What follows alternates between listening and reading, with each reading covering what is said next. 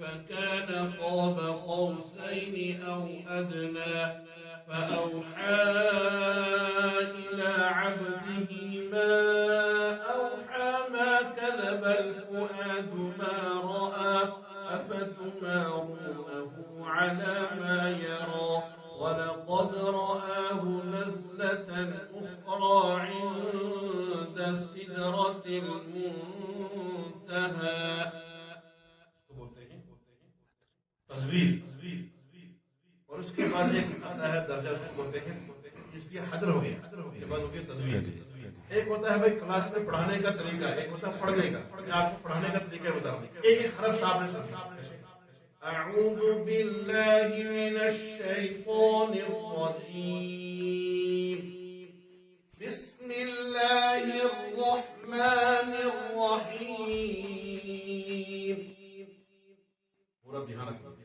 والنجم إذا هوى ما ضل صاحبكم وما غوى وما ينطق عن الهوى إن هو إلا وحي يوحى علمه شديد القوى ذو مرة فاستوى وهو بالأفق الأعلى ثم دنا فتدلى فكان قاب قوسين أو أدنى فأوحى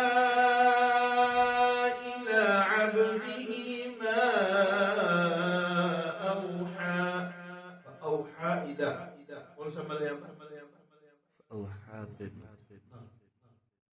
فأوحى إلى عبده فأوحى إلى ہاں کھڑا زبر ہاں اس کے بعد إلى کا حمزہ آ رہا ہے حروف مدہ کے بعد حمزہ نہیں دوسرے کرنے کون سا مد کرنا ہے ہاں منفصل. اس میں کتنا مد کرنا ہے یا تو دو الف کریں گے یا ڈھائی الف کریں گے بولو بولو چار الف. او میں کیا قاعدہ ہے بولو واولین کس کو کہتے ہیں؟ دیکھو میں مجھے تقریر کرنی ہے مجھے یہ آئے گا تھوڑا بہت. ہاں واولین کس کو کہتے ہیں؟ دین کا مطلب ہوگا نرم نرم. اس کو کیا پڑھیں گے؟ فأوحى إلى عبده. إلى میں کون سا ہے؟ إلى إلى عبد إلى حمزہ زیر ای لا کھڑا زبر لا. اس کے بعد ہے عین، اس کے بعد حمزہ بھی نہیں ہے، ساکن حرف بھی نہیں. کون سا ہے؟ مدے اصلی بولیں گے یا الف مدہ بولیں گے؟ کیا بولیں گے؟ کتنا مد کرنا ہے؟ ایک. اب پورا ہو گیا. او إلى عبده ما أوحى ما كذب الفؤاد ما رأى أفتمارونه. یہ رو کی را پور پڑے گی یا بالغ؟ دیکھو بولو گے تو بولنے کی طرف طاقت آئے گی. ڈر ہو گئی کیوں پور پڑیں گے؟ نہیں واو کا را پیش وہاں پر کیا آگے؟ تو اب کیا پڑھنا ہے؟ اس کو موٹا پڑھنا ہے باریک پڑھنا ہے؟ شاباش بولو دوسرے. أفتمارونه على ما يرى ولقد دال کو پور پڑھیں گے باریک ولقد رآه نزلة أخرى. نزلة کیا ہوگا؟ کیا قاعدہ ہے یہاں؟ ان کو ایسے مشورہ کریں یہ طریقہ ہے. اس میں قاعدہ نظر آ گیا. ایک نے بولا سب نے بولا جی کیوں اظہار ہوگا؟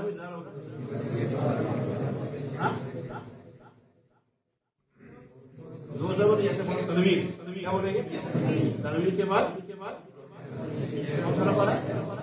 نزلة أخرى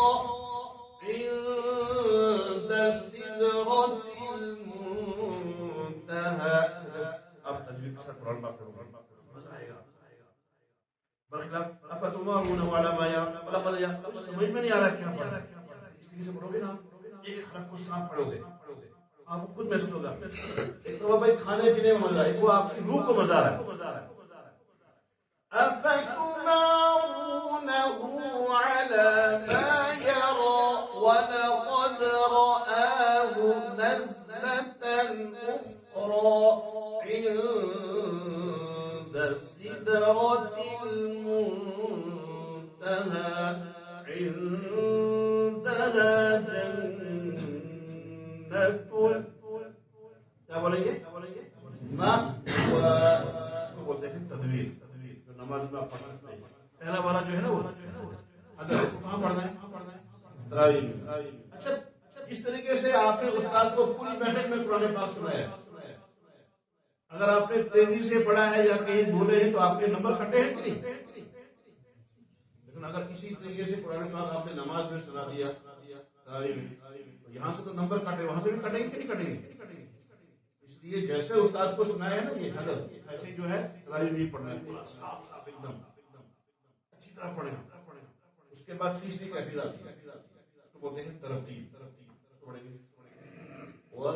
وَالنَّجْمِ إِذَا هَوَى مَا ضَلَّ صَاحِبُكُمْ وَمَا غَوَى وَمَا يَنطِقُ عَنِ الْهَوَى إِنْ هُوَ إِلَّا وَحْيٌ يُوحَى عَلَّمَهُ شَدِيدُ الْقُوَى ذُو مِرَّةٍ فَاسْتَوَى وَهُوَ بِالْأُفُقِ الْأَعْلَى ثُمَّ دَنَا فَتَدَلَّى فَكَانَ قَابَ قَوْسَيْنِ أَوْ أَدْنَى فَأَوْحَى إِلَى عَبْدِهِ مَا أَوْحَى.